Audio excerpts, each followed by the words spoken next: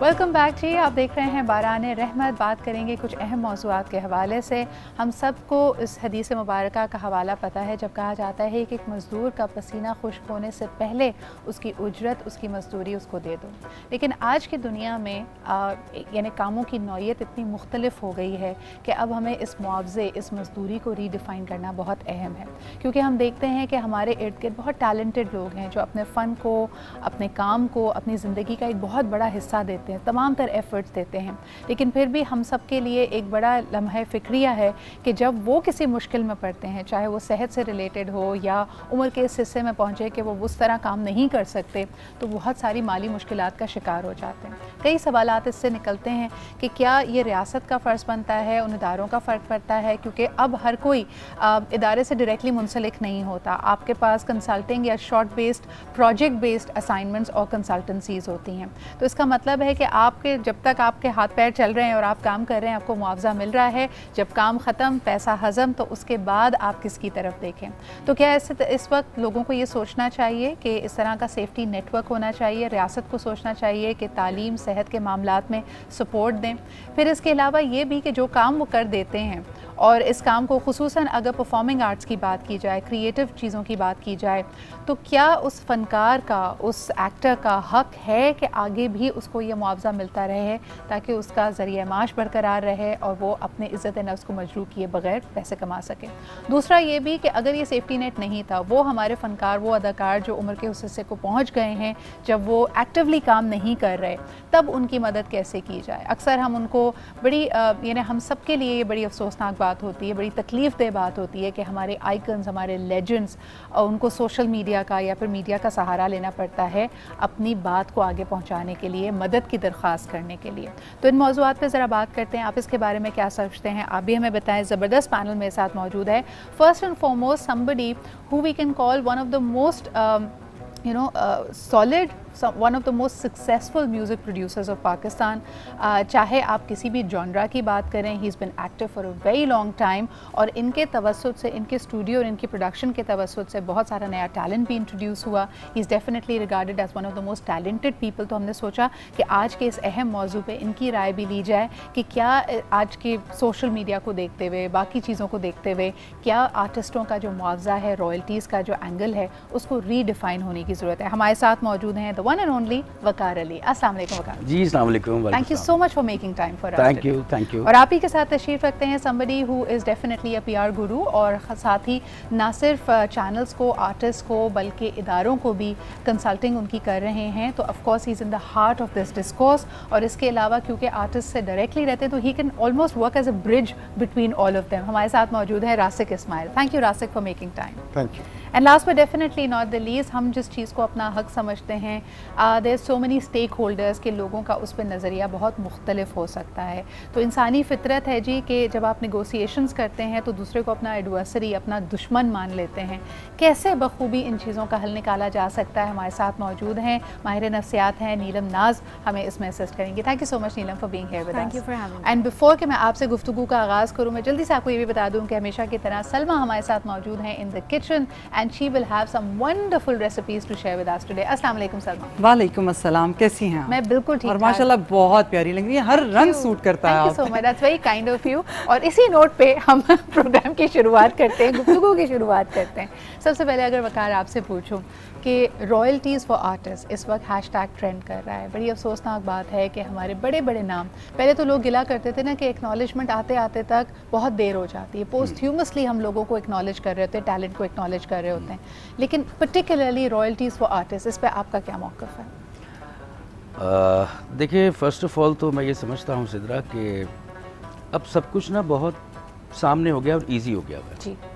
हमारे आर्टिस्ट जो हैं उनको भी ज़ाहिर है इस चीज़ का इल्म होना चाहिए कि अब एक ज़माना था ना कि चैनल होता था जी, चैनल पर आप अपनी कोई चीज़ बड़ा मुश्किल होता था चलाना। अब आपका अपना चैनल है जी, आप उसको चैनलाइज कर सकते हैं अपना स्टफ़। तो लोगों को सोचना चाहिए इसके ऊपर, अपने चैनल पे अच्छा फिर अपनी चीज़ बनाएं। क्यों गाते हैं दूसरी चीज़ें? लोगों की गाई हुई हैं चीज़ें, पढ़ी हुई हैं, इतनी मशहूर, और वो उस वक्त लोगों ने पीटीवी पे, और वहाँ पे पोइट्री हुई हुई है उसकी, उसके मेहनत हुई हुई है उसके ऊपर। अच्छा, फिर वो रिलीज़ हुई हुई है, मोस्टली EMI से रिलीज़ हुई हुई है, जिन लेबल कंपनी से और जिनसे नहीं रिलीज़ हुई थी बाद में उन्होंने वो आर्काइव सारे जमा किए। सही।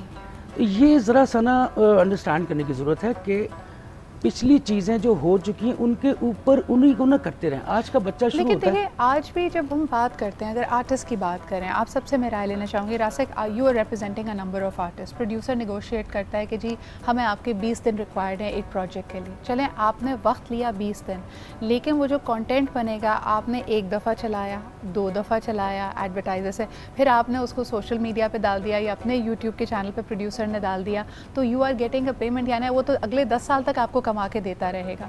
तो इज़ इट नॉट टाइम कि आर्टिस्ट का जो कॉन्ट्रैक्ट है प्रोड्यूसर के साथ उसको रिविजिट किया जाए? 100%. And I will not stop at just the artists, technicians, everybody involved in a production.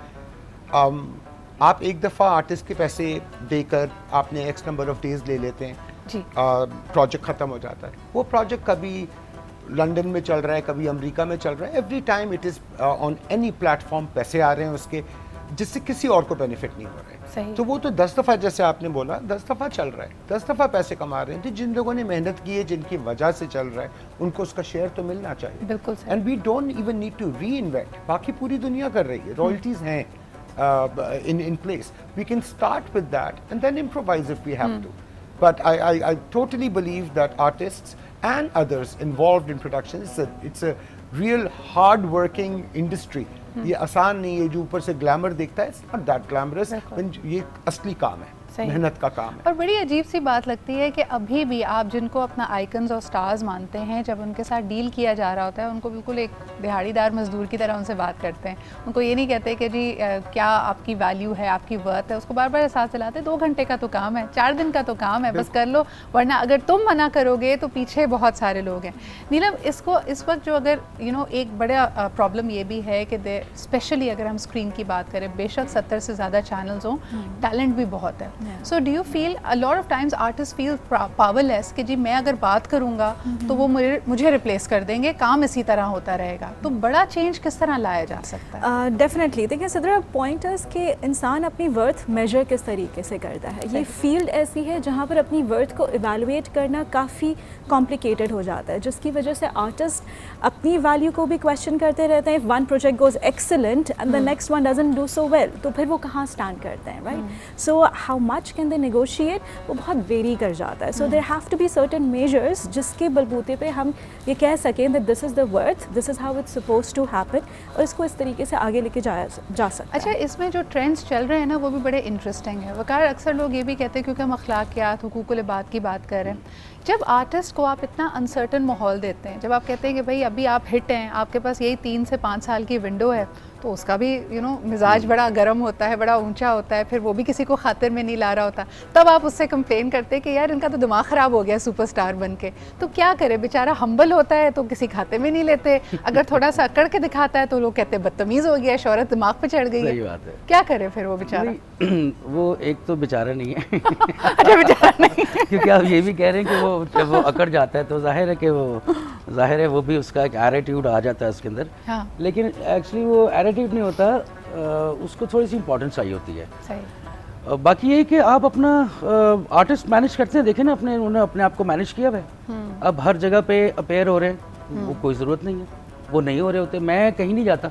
सही। मैंने चूँकि आप लोगों का एक प्रोग्राम है ईमान और यकीन, उसका टाइटल सॉन्ग मैंने किया है OST, और वो चूँकि था ही इतना इंटरेस्टिंग, तो इन्होंने मुझे कहा, तो मैं तो इस प्रोग्राम में, और मैं आपका प्रोग्राम देखता भी हूँ, तो ये उससे मुख्तलिफ है ना उन प्रोग्राम से। जाहिर है कि वो जहाँ पे सिर्फ डांस हो रहे होते हैं, पता नहीं क्या चल रहा होता है, आई डोंट नो, तो वो जाहिर है हम उसका हिस्सा नहीं बन सकते कि वो गाने भी चल पड़े और वो मजाक भी हो रहे हैं, पर्ची निकल आई, अब आप ये करके दिखाएं, तो जाहिर है हम बहुत सारे आर्टिस्ट नहीं करते। अच्छा, बहुत सारे कर रहे होते हैं, तो उनकी मर्जी है, वो कर रहे हैं।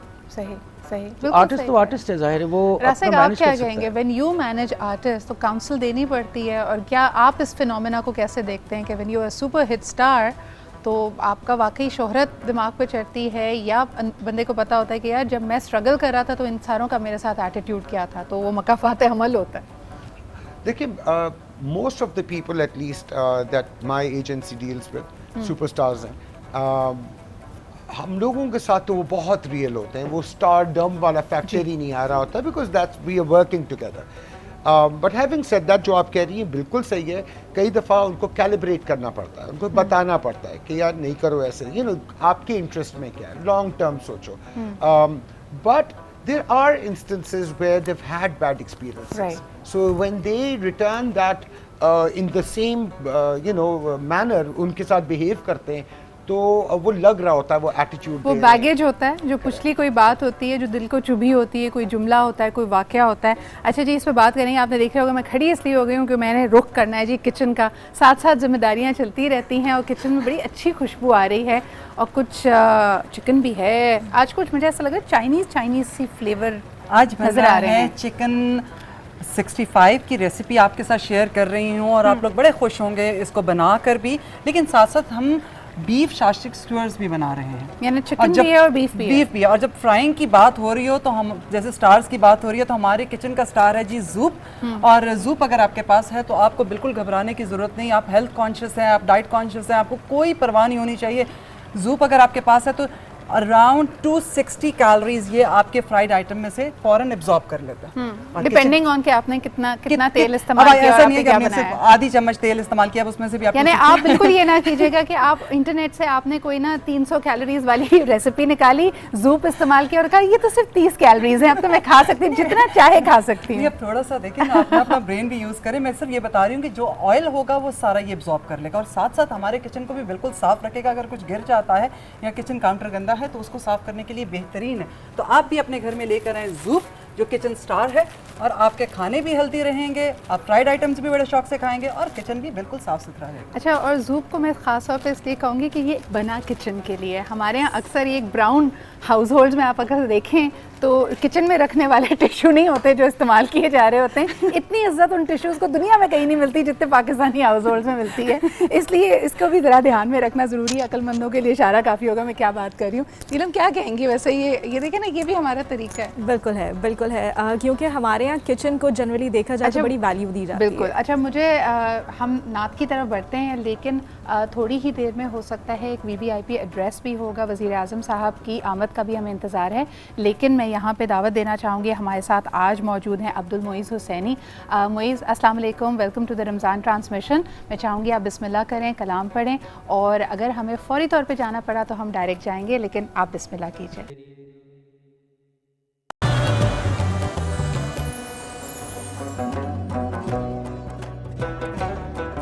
जी जनाब, अपनी मदद आपके तहत लोग आगे बढ़ते रहते हैं और ये जुमला हम अक्सर सुनते हैं किसी हादसे या किसी कुदरती आफत के बाद. लेकिन आज ज़रा इस पर भी बात करेंगे कि जब आपने वाकई दूसरों की मदद करनी हो तो क्या जज्बा होता है, और क्या ख़ुद पसंदी या सिर्फ इस बात की वाह हो जाए, लोग आपको वैलिडेट करें, एक अच्छा और नेक आदमी समझें, क्या ये आपकी नेकी को ज़ायल तो नहीं कर देता? ऐसे क्या कहेंगे? अक्सर हम देखते हैं कि गिल्टी एज चार्ज टेलीविज़न पे भी, and even public figures, they made quite a show and pomp of helping somebody. इस पे आपका क्या ख्याल है? अच्छा, देखें, आपने अभी थोड़ी देर पहले बोला था हमारी कौम जो है ना बहुत गिविंग है. हम सब लोग, सारे इंडिविजुअल, मैं इंडस्ट्री की बात कर रहा हूँ, we all do whatever we can. अपनी कैपेसिटी में लोग कर रहे होते हैं. सही. लेकिन सर्टेन टाइम्स यही लोग हैं जिनको लोग फॉलो कर रहे हैं, हमारे आर्टिस्ट जो हैं जिनको देखा जा रहा है. अगर वो एक शो एंड पॉम्प नहीं करेंगे और नहीं बताएंगे कि उनके हिसाब से क्या सही चीज़ है, जो मिलियंस उनको फॉलो कर रहे हैं, उनको कैसे वो मैसेज मिलेगा? So it is important sometimes, अगर आप कोई चीज़ वैलिडेट करना चाहें, अगर आप अपनी बड़ाई दिखाने के लिए कुछ कर रहे हैं तो ऑब्वियसली वो तो आपने कहा ना 100 आउट ऑफ 100 मिलने थे 10 शायद मिल जाए, वो तो अल्लाह मियाँ जानता है क्या मिलते हैं, लेकिन मकसद ख़राब हो जाता है. मगर आप क्या कहेंगे? कई लोग जैसे किसी की कॉल पे अगर लव बैक कहते हैं, कोई आर्टिस्ट है, कोई शख्स मुश्किल में है, सोशल मीडिया पे आया, तो हम अक्सर देखते हैं पब्लिक फिगर्स फिर आगे बढ़कर कहते हैं हम मदद करना चाहते हैं, लेकिन फिर बहुत सारे देखने वाले, सुनने वाले उनकी नीयतों पे शक करते हैं, कह के कि जी सिर्फ ये अपनी बड़ाई दिखाने के लिए मदद कर रहा है. इस पर आपका क्या रद्द अमल होता है? देखिए, मदद का तो जहाँ तक मेरा कॉन्सेप्ट है वो ये है कि एक हाथ से दें तो दूसरे को पता ना चले. हमारे यहाँ ये भी होता है प्रॉब्लम के बता रहे होते हैं, दिखा रहे होते हैं. खामोशी से भी किया जा सकता है, किसी की भी मदद की जा सकती है, क्योंकि आप उसको दिखाएंगे तो वो जाहिर है कि जितने मुंह उतनी बातें। वैसे ये काम स्टेट का होता है, गवर्नमेंट का होता है जी। आर्टिस्ट को लुक आफ्टर कम से कम इतना ज़रूर करे कि वो कुछ आर्टिस्ट की भी प्रॉब्लम्स होती हैं बिल्कुल, वो अपनी जगह पे हैं, लेकिन आर्टिस्ट ने अपनी सर्विसेज दी होती हैं सारी ज़िंदगी। तो नेशनल टीवी को देखिए बिल्कुल आप सही कह रहे हैं। और दूसरा ये कि हमारे यहाँ अक्सर अभी भी फ़नकारों को कोई एसोसिएशन नहीं है, कोई उनकी रिप्रेजेंटेशन नहीं है, इसको हवाई रोज़ी समझा जाता है। तो आप जो सिस्टम अब बन रहा है, आप किसी बैंक के पास अगर गाड़ी मॉर्गेज करना चाहते हैं या कार फाइनेंसिंग कराना चाहते हैं, घर मॉर्गेज करना चाहते हैं, आर्टिस्ट बेचारे को तो कोई रिकग्नाइज ही नहीं करता है, ना उसको इंश्योरेंस कोई देता है, ना उसको कोई कर्जा देता है। तो ये चीज़ें अब हमारे सोचने वाली हैं या नहीं है? नहीं, ये आर्टिस्ट की भी सोचने वाली है। देखें, एक ये सिलसिला होता है कि एक रैंडम होती है इनकम आपकी ना आर्टिस्ट की आमतौर पे। अच्छा, वो उसको किसी भी तरह मोस्टली यार कैश दे दो। अब कैश क्या दे दो भाई? हाँ। आप चेक लें, फिर आप मैंने कितने लोगों को, कितने आर्टिस्ट को कहा है कि भाई आप टैक्स दिया करें, टैक्स तो देना आप कम से कम। और टैक्स भी वो वाला मैनुअल और वो जो रजिस्टर्ड होते हैं सद्दे जिसमें मिट्टी झाड़, ई टैक्सिंग का एक सिलसिला हुआ हुआ है, गवर्नमेंट ऑफ पाकिस्तान ने शुरू किया। आप ई टैक्सिंग करें, आप टैक्स नेट में आएँ। और बहुत से आर्टिस्ट आए हैं, मेरे शायर आए हैं, राइजिंग जो जनरेशन थी, जो आर्टिस्ट अभी अपकमिंग आर्टिस्ट थे वो आए हैं, पुराने आर्टिस्ट, उनको मैंने करके दिया है जी। यार आप टैक्स दिया करें। उससे क्या होता है, आप टैक्स देंगे, आप अपनी बैंक स्टेटमेंट मैनेज रखेंगे तो बैंक को कोई प्रॉब्लम नहीं है। फिर आपको कुछ भी आर्टिस्ट ने खुद ही भी अपने आप को हवाई बनाया हुआ होता है, हवाई रिस्क के। यार भाई हवाई काम इतना भी हवाई ना हो जाए ना कि एक हवा हवाई हो जाए हवा हवाई हो जाए तो फिर प्रॉब्लम्स पड़ेंगी, वीजाज में प्रॉब्लम्स पड़ेंगी, आपका मेंटेन ही कुछ नहीं हुआ, आपके बैंक में कुछ नहीं है, कैश भी घर में 50 लाख रखा हुआ है, सही बात तो आपको ऑस्ट्रेलिया का वीजा नहीं मिलेगा, मगर आपने उसको मैनेज नहीं किया हुआ। सर सही कह रहा हूँ, डॉक्यूमेंटेशन हर हालत में इम्पोर्टेंट, पढ़ाई लिखाई बहुत ज़रूरी है। बिल्कुल। ये जो एजुकेशन है, एजुकेट खुद भी हो जाएं अब, क्योंकि होना ज़रूरी है, वक्त का तकाजा है।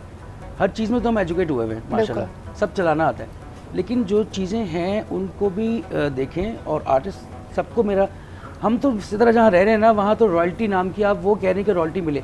हमारे गाने, मेरे गाने तकरीबन को 25-26 दफ़ा मिनिमम अपने बता रहा हूँ मैं, तो सोचें कि राहत के और सजाद भाई के कितने हमारे रेडियोस पे चल रहे होते हैं, 1 रुपया फ़ी नहीं देते वो उसकी। किस चक्कर में चला रहे भाई आप? बिल्कुल सही। सबसे पहले तो यहाँ से आए ना, कौन सा पैमरा है, क्या है, I don't know what's going on. मकसद ये आज का नहीं, आज पता नहीं कितने साल हो गए, कितने गरीब, हमें नहीं चाहिए जी। चले तो यानी इन अदर वर्ड्स ये नेकी कर दरिया में दाल वाला हिसाब चल रहा है। एक कॉलर हमारे साथ हैं, आइए उनकी राय भी लेते हैं। हेलो, अस्सलाम वालेकुम। वालेकुम सलाम जी। मैं आपका ये शो देख रहा हूँ और मुझे बड़ा पसंद है आपका शो। और मैं अपने हवाले से आज के टॉपिक के हवाले से कहना चाहता हूँ कि अगर एक साहब उन्होंने तरीका निकाला है कि जैसे आप एक 50 रुपए की दाल लेते हैं तो उसके साथ आपको 5 चीजें फ्री मिलती हैं। सही। तो ये ऐसे स्टोर लगाएं कि जिनको अपनी मतलब जिल्लत भी ना हो लेने में, और वो आराम से अपने पैसे देके कम अशिया 3-4 चीजें ले सके। एक ऐसी स्कीम निकाली है, तो ये भी एक बड़ा अच्छा आइडिया अगर इसको प्रमोट किया जाए, तो ताकि जो ऐसे लोग हैं जो नहीं आ सकते स्टोर पे, तो वो इस तरह से ले सकते हैं कि वो कम पैसे देके उनको 5-6 चीज़ें आप फ्री दे दें। बिल्कुल, बहुत बहुत शुक्रिया कॉल करने का। अच्छा, जिस तरह हम उलमा इकराम से भी अपने अगले सेगमेंट में पूछेंगे कि अगर हम ज़कात की भी बात करते हैं तो उसमें मसनून तरीका ये है कि ज़कात से आप किसी का कारोबार शुरू करवा के दें, उसके लिए एक मुस्तकिल आमदन का ज़रिया बनवा के दें। लेकिन हमारे यहाँ एक नई रविश है कि जी हम महीने भर का राशन दिलवा कर अपने ज़कात के पैसों से समझते हैं कि हमने हक़ अदा कर दिया। इस पर भी क्या कहना चाहोगी नीलम, के जब हम कहते हैं ना कि विद डिग्निटी किसी की हेल्प की जाए, तो वो क्या डिग्निफाइड तरीका है जिसका हमें ख्याल रखना चाहिए? देखिए सदर, पहली बात तो ये है, अगर मैं आपकी बात को कंटिन्यू करूँ, तो अगर हम राशन डलवा के दे रहे हैं या कोई ऐसी चीज़ करके दे रहे हैं तो हम डिपेंडेंसी फॉस्टर कर रहे हैं उस शख्स की, राइट। तो अगर किसी की डिग्निटी अफेक्ट हो रही है तो इस वजह से हो रही है कि वो कंटिन्यूसली किसी पे डिपेंड हो रहा है कि उसको हर महीने के एंड पे कोई शख्स चाहिए होगा, हाथ फैलाना है दोबारा। एग्जैक्टली। तो कोई इस तरीके का अगर सिलसिला वो बना सके जिसमें वो जो पर्सन है वो खुद अपनी तरीके से अपने फाइनेंस फाइनेंसेस को मैनेज कर सके फ्यूचर में, किसी की एजुकेशन स्पॉन्सर कर देना, कोई और तरीका इस तरीके से कर देना, दैट्स वन बेसिक प्रेमिस जिससे हम डिग्निटी से कह सकते हैं। एब्सोल्युटली। तो दूसरे की इज्जत नफ्स को मजरूर ना करें, जो भी आपका मदद करने का इंटेंशन है उसको लेके चलें, और यही हमारा ईमान और यकीन होना चाहिए। वकार, इसका जिक्र हो रहा है, आपका प्रोजेक्ट भी है, हम चाहेंगे आपकी मौजूदगी का फ़ायदा उठाते हुए इस कलाम को जो आपने बहुत खूबसूरत तरतीब दिया है, इसके कुछ अशार अगर आप हमें प्लीज़ सुनाएं। जी ज़रूर। पहले तो बहुत शुक्रिया आज टीवी का कि इन्होंने मुझे बहुत बड़ी ज़िम्मेदारी सौंपी, क्योंकि ये कोई इजी प्रोजेक्ट नहीं था। इसकी पोइट्री बहुत मुश्किल थी, और मैं आपको बताता चलूँ कि फ़ारूक प्रियो उसके डायरेक्टर हैं, उनको इस बात का इल्म है। 250 अशार तकरीबन मैंने लिखवाए इसमें से, और उसमें से 4 अशार इस सॉन्ग के लिए सिलेक्ट हुए, जिसमें 2-3 शोरा इसमें शामिल हुए और बहुत बहुत अच्छे शायर। लेकिन चूँकि ये ज़िम्मेदारी बहुत बड़ी थी और मैं नाचीज़ को ये सुपुर्द किया गया था काम, तो इसमें से अच्छे अशार बहुत कम लेकिन इफ़ेक्टिव, जिनसे कोई किसी के भी दिल में कोई नेकी का ख्याल आए तो हमारा काम पूरा हो। कि ये बहुत ही खूबसूरत ये बात आपने कही है लोगों के लिए, ख़ास तौर पे जब यतीम का जिक्र आता है तो ये हमें हदीस मुबारक भी है कि अगर किसी यतीम के सर पे तुम हाथ फेरोगे तो तुम्हारे हाथ की हथेली के नीचे जितने बाल आएंगे अल्लाह ताला नामाए अमल में उतनी ही नेकियां तुम्हारे नाम कर देगा। बहुत बहुत शुक्रिया रासिक, वकार और नीलम यहाँ पे मौजूद होने के लिए। एक ब्रेक की तरफ बढ़ते हैं। Will be right back, keep watching Barane रहमत।